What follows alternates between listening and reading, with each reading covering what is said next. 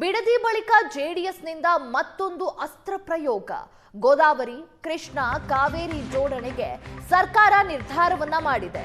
ಯೋಜನೆಯಿಂದ ಜೆಡಿಎಸ್ ಕಾಂಗ್ರೆಸ್ ಮಧ್ಯೆ ಮತ್ತೊಂದು ಜಟಾಪಟಿ ಶುರುವಾಗಿದೆ.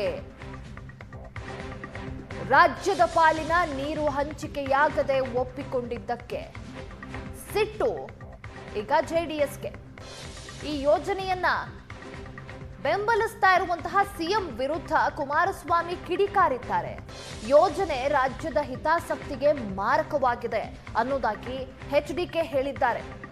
ಈ ಯೋಜನೆಯಿಂದ ರಾಜ್ಯಕ್ಕೆ ಲಾಭದ ಬದಲು ಸಂಕಷ್ಟವೇ ಜಾಸ್ತಿ ಅನ್ನೋದಾಗಿ ಕೇಂದ್ರ ಸಚಿವರು ಹೇಳಿದ್ದಾರೆ. ಯೋಜನೆಗೆ ಗ್ರೀನ್ ಸಿಗ್ನಲ್ ಕೊಟ್ಟಿದ್ದಾರೆ ಈಗಾಗಲೇ ಸಿಎಂ ಡಿಕೆಶಿ. ಇದರ ವಿರುದ್ಧ ಕೆಂಡಾಮಂಡಲರಾಗಿದ್ದಾರೆ ಎಚ್ಡಿಕೆ. ಈಗ ಕೇಂದ್ರ ಸಚಿವರ ಆರೋಪಗಳಿಗೆ ಸದ್ಯ ಸಿಎಂ ಉತ್ತರವನ್ನ ನೀಡಬೇಕಾಗಿದೆ. ಯಾತಕ್ಕೆ ಹೇಳಿಕೆ ಕೊಟ್ಟರು ನಿನ್ನೆ ಅಂತ ನಾನು ಹೇಳ್ತಾ ಇರೋದು, ಸಮ್ಮತಿ ಏನು ಹಿಡಿದಾರೆ ಇಲ್ಲಿ, ಕೃಷ್ಣ ಕಾವೇರಿ ಗೋದಾವರಿ ಜೋಡಣೆಗೆ ಸಮ್ಮತಿ. ಡಿ ಕೆ ಶಿವಕುಮಾರ್ ಅವರು ಸಮಾಧಾನ ಆಗಿದೆ ಅಂತಲೇ ಹೇಳಿರೋದು. ಈಗಲೂ ಸಹ ದೇವೇಗೌಡರು ನಿರಂತರವಾಗಿ ಅವರು ಹೋರಾಟ ಮಾಡ್ತಾ ಇದ್ದಾರೆ. ನಮ್ಮ ಪಕ್ಷದಲ್ಲೇ ಹೋರಾಟ ಮಾಡ್ತಾ ಇದ್ದೀವಿ. ಇಲ್ಲಿ ಪ್ರಶ್ನೆ ಇದನ್ನೇ ನಾವು ಹೇಳ್ತಾ ಇರೋದು, ಇದು ವಿಷಯಗಳು ಗೊತ್ತಿಲ್ಲದೆ ಇದ್ದರೆ ಸಂಬಂಧಪಟ್ಟಂಥ ಇಂಜಿನಿಯರ್ಗಳ ಹತ್ರ ಕೂತು ಚರ್ಚೆ ಮಾಡಿ ಈ ಥರ ಡ್ಯಾಮೇಜ್ ಮಾಡ್ಕೋಬೇಡಿ ಅಂತ ಹೇಳೋದು. ಸಾರ್ವಜನಿಕವಾಗಿ ಒಬ್ಬ ರಾಜ್ಯದ ಮುಖ್ಯಮಂತ್ರಿ ಅವರು ಒಂದು ಇಂಥ ಸೂಕ್ಷ್ಮವಾದ ವಿಚಾರಗಳು ಹಲವಾರು ವರ್ಷಗಳಿಂದ ಏನು ನಡೀತಾ ಇದೆ, ನಮ್ಮ ರಾಜ್ಯಕ್ಕೆ ಅನ್ಯಾಯ ಆಗ್ತಿದೆ ಅಂತ, ಇದನ್ನು ನಾವು ಹೋರಾಟ ಮಾಡೇ ತಗೋಬೇಕಲ್ಲ. ಒಂದು ಕಡೆ ಲೀಗಲ್ ಬ್ಯಾಟ್ಲು, ಇನ್ನೊಂದು ಕಡೆ ನಮ್ಮ ಧ್ವನಿ ಇಲ್ಲದೆ ಇದ್ದರೆ ಏನಾಗುತ್ತೆ?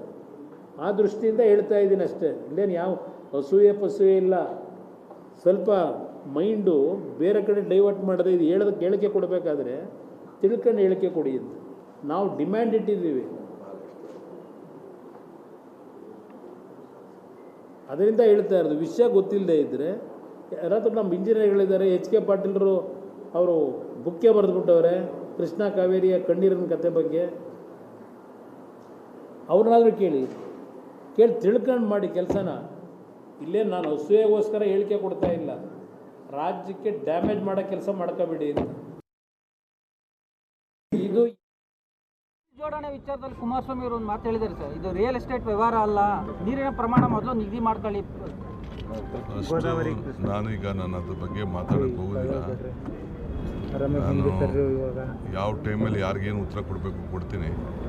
ಫಸ್ಟ್ ಅವ್ರು ಹೋಗಿ ಸೆಂಟ್ರಲ್ ಮಿನಿಸ್ಟರ್ನ ಪ್ರೈಮ್ ಮಿನಿಸ್ಟರ್ನ ಭೇಟಿ ಮಾಡಿ ಏನು ಆ ಯೋಜನೆ ಬಗ್ಗೆ ಅನ್ನೋದು ಫಸ್ಟ್ ಅವರು ತಿಳ್ಕೊಳ್ಳಿ, ಆಮೇಲೆ ಮಾತಾಡೋಣ.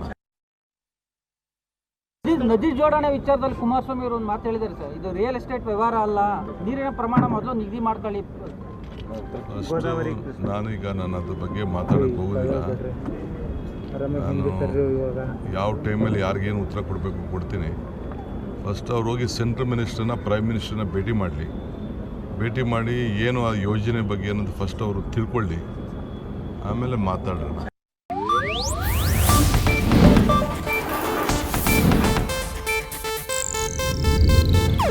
ಇದು ಏಷ್ಯಾನೆಟ್ ನ್ಯೂಸ್ ನೆಟ್ವರ್ಕ್ ಪ್ರಸ್ತುತಿ.